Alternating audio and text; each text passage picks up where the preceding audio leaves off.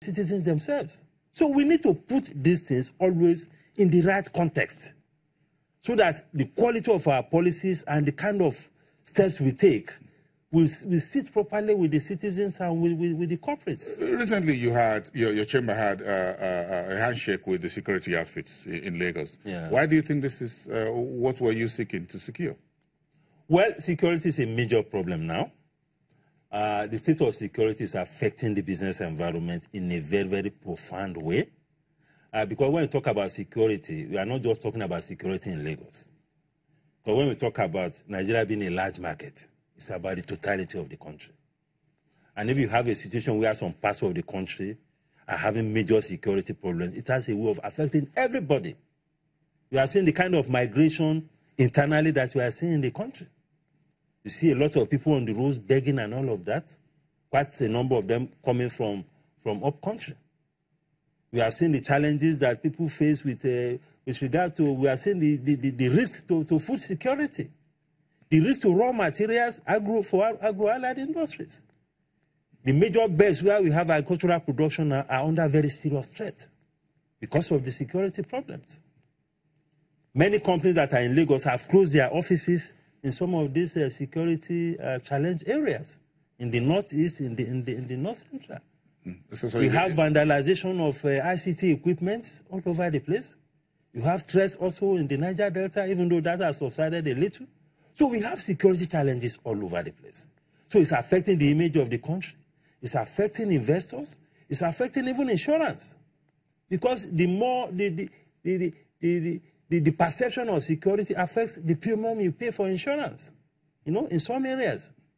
So it's a major problem. And that is why we felt that, well, it is good to also interact, to have an interface between the private sector and the government. And you had that last week with the Commissioner of Finance for Lagos. Yes. Finally, on that, or are you comfortable with what you heard from him?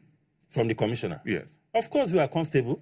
We are comfortable to the extent that at least he said we can. This matter is still open to dialogue, so we continue to dialogue.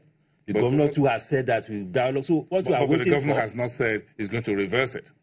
Well, what is the essence of a dialogue? The essence of a dialogue is to see the prospect of modification of what is on the ground. That is the essence of dialogue.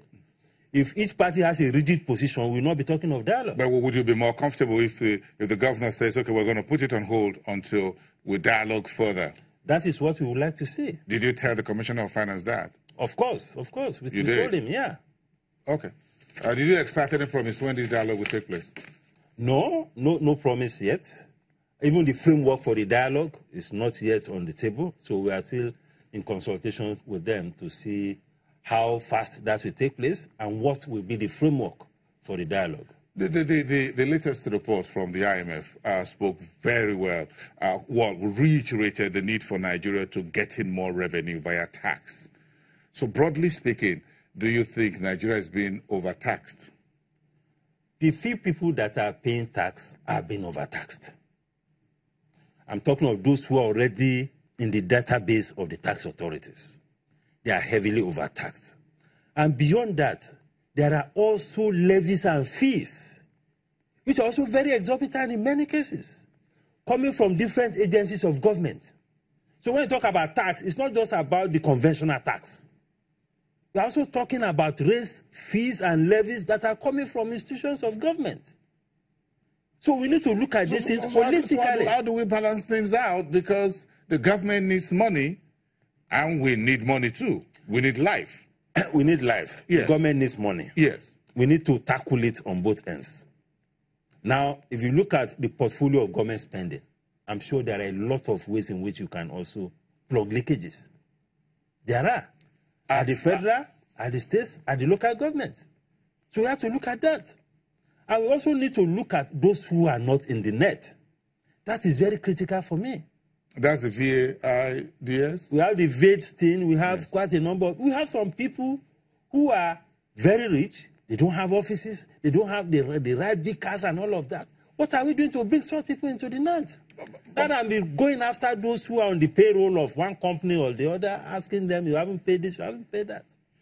So bringing more people to the net, I think, should be the biggest priority at this time. A number of folks believe that big businesses are not being taxed enough in Nigeria because they are very big men and they have very big businesses.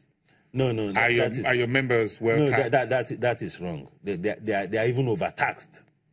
They are overtaxed. And if you continue this way, we end up with an economy where everybody just go and be buying treasury bills and go and be doing maybe trading.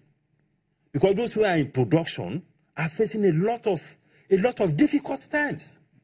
Although it is perhaps easier a bit for those who are big companies because they have the muscle to absorb some of this. Even at that, they are not finding it easy because of the environment, the cost they incur to ensure that the production processes move on. But the data from the government shows that 130,000 individuals and organizations are not in compliance with tax.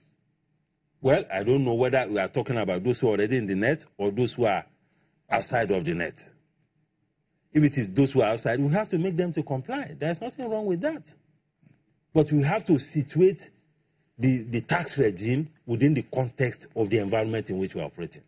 This environment is very difficult for those who are investors. Which one worries you the most, Mr. Yusuf? Is it the tax that is in the tax book or the levies and charges that various MDAs lay on companies and individuals?